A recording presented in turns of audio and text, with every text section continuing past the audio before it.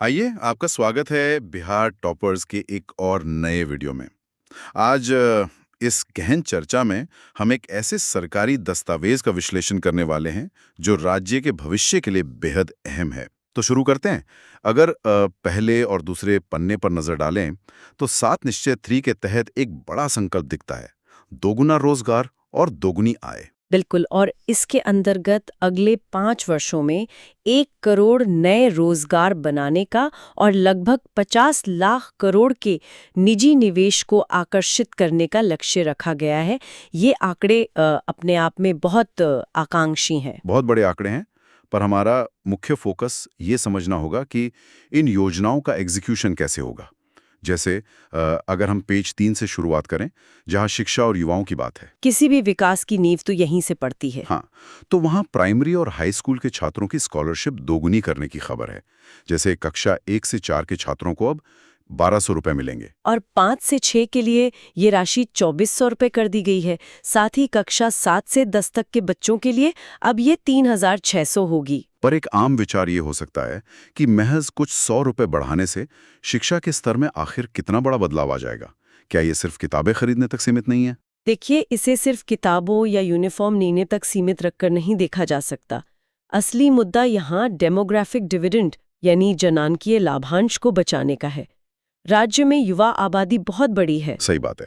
और अक्सर आर्थिक तंगी के कारण गांव में परिवार अपने बच्चों को मिडिल स्कूल के बाद पढ़ाई से निकाल लेते हैं ताकि वे खेती या छोटे कामों में हाथ बटा सकें।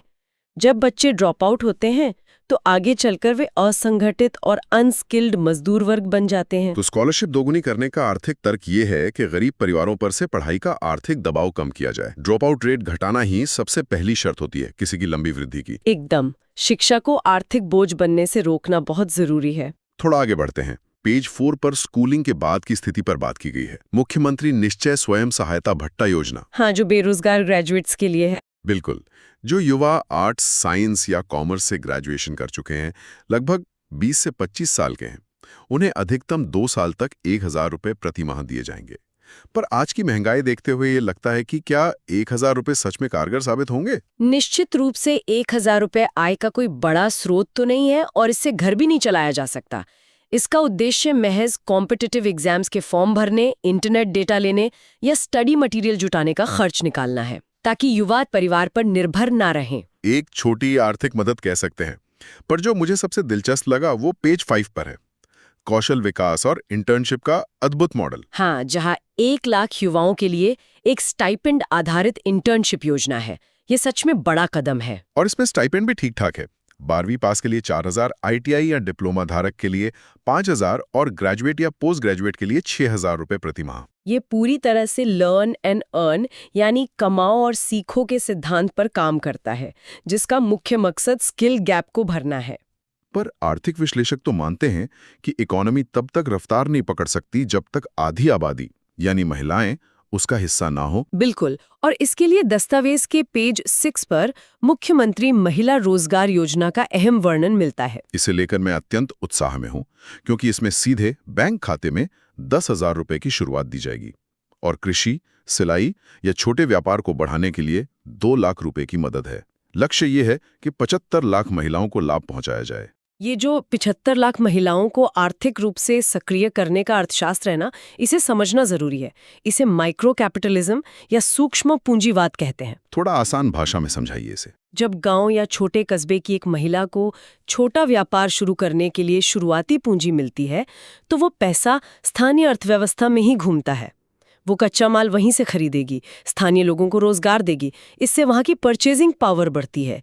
ये छोटी आर्थिक इकाइयां जीडीपी को नीचे से मजबूत करती हैं और ग्लोबल मार्केट के उतार चढ़ाव से स्थानीय इकोनॉमी को बचाती रही हैं। इसी कड़ी में पेज 7 पर एक और योजना देखती है, मुख्यमंत्री उद्यमी योजना, जो थोड़े बड़े पैमाने पर है। इसमें अधिकतम 10 लाख रुपए की आर्थिक सहायता का प्रावधान है। और सबसे हैरान करने वाली बात इसमें यह है कि इस 10 लाख में से 50% अनुदान यानी ग्रांट है, सीधे 5 लाख की छूट, और बाकी 50% लोन पर सिर्फ 1% सालाना ब्याज है।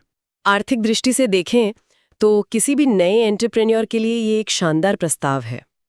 आमतौर पर नए बिजनेस में रिस्क बहुत होता है और बैंक आसानी से लोन देते नहीं।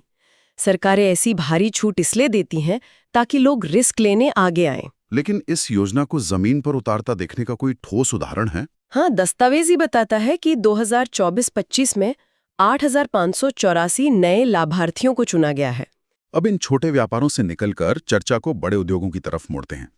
पेज 8 पर बिहार औद्योगिक निवेश प्रोत्साहन पैकेज 2025 पर रोशनी डाली गई है, क्योंकि 1 करोड़ नए रोजगार महज छोटे व्यापारों से नहीं आएंगे। उसके लिए बड़े टेक और मैन्युफैक्चरिंग हब्स चाहिए। इसमें अगले 5 वर्षों में बिहार को पूर्वी भारत का नया टेक हब बनाने का विजन है। पर पेज 9 पर जो निवेशकों के लिए ऑफर्स है ना, वो मेरे हिसाब से एक बड़ा आहा-पल थे। जैसे 100 करोड़ के निवेश पर 10 एकड़ तक जमीन मात्र 1 रुपए में। इसके अलावा ब्याडा की जमीन पर 50% की भारी छूट और पटना के पास फतुआ में एक नए फिनटेक सिटी का निर्माण प्रस्तावित है। ये इतनी आक्रामक निवेश नीति क्यों जरूरी है? जमीन को 1 रुपए में देना एक लॉस लीडर स्ट्रेटजी मानी जाती है। सरकारें शुरुआती जमीन की कीमत इसलिए छोड़ देती हैं ताकि बड़ी कंपनियां अपने ऑपरेशंस वहां लाएं।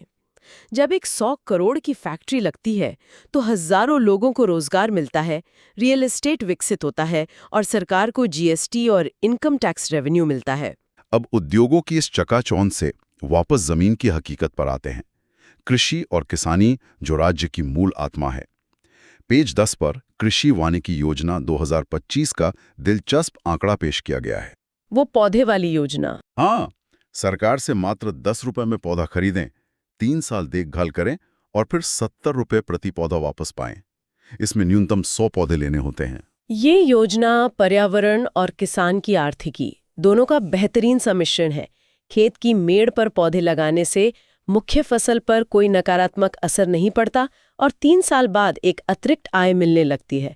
साथ ही इससे ग्रीन कवर बढ़ेगा, जो क्लाइमेट चेंज से निपटने में कारगर है। पेज 11 पर भरण नीली क्रांति यानी ब्लू रेवोल्यूशन का विश्लेषण है। मछली पालन में आधुनिक तकनीक के लिए गेट्स फाउंडेशन के साथ साझेदारी और एक्वाकल्चर इंप्रूवमेंट प्रोग्राम शुरू करने की बात है। आमतौर पर योजनाएं स्थानीय होती हैं, पर गेट्स फाउंडेशन का जुड़ना क्या दर्शाता है? जब ऐसी अंतर्राष्ट्रीय संस्था जुड़ती है तो वो सिर्फ अपना फंड नहीं बल्कि ग्लोबल रिसर्च और डेटा ड्रिवन तकनीक लेकर आती है। पारंपरिक छोटे तालाबों में मछली पालन और आधुनिक एक्वाकल्चर में जमीन आसमान का अंतर होता है। इससे पानी की गुणवत्ता मॉनिटर होती है, मछलियों की बीमारी रुकती है और उत्पादन क्षमता बढ़ती है। यानी किसानों को पारंपरिक तरीकों से आधुनिक कमर्शियल फार्मिंग की तरफ ले जाने का प्रयास है। और इसके साथ ही पेज 12 पर हम श्वेत क्रांति यानी बिहार डेयरी ट्रांसफॉर्मेशन प्रोजेक्ट पर आते हैं। पोषाहार और पशु स्वास्थ्य का तो जिक्र है, पर सबसे रोचक तथ्य यह है कि सुधा डेयरी के उत्पादों का अब विदेशों में भी निर्यात शुरू हो गया है। निर्यात या एक्सपोर्ट सुनने में जितना आकर्षक लगता है, इसकी बैक एंड प्रोसेस उतनी ही जटिल होती है।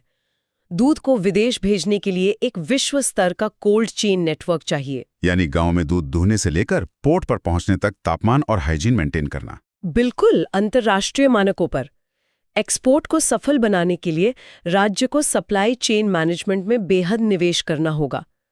और जब ये तकनीक ठीक होती है तो सबसे बड़ा फायदा नीचे किसान को मिलता है। उसे अपने बेहतर क्वालिटी के दूध का उचित दाम मिलने लगता है। अगर ये जानकारी फायदेमंद लगी हो तो इस वीडियो को लाइक जरूर करें, अपने दोस्तों और परिवार के साथ शेयर करें ताकि वे भी इन योजनाओं का लाभ उठा सकें। और राज्य की हर नई योजना की अपडेट सबसे पहले पाने के लिए चैनल को सब्सक्राइब करना बिल्कुल ना भूलें।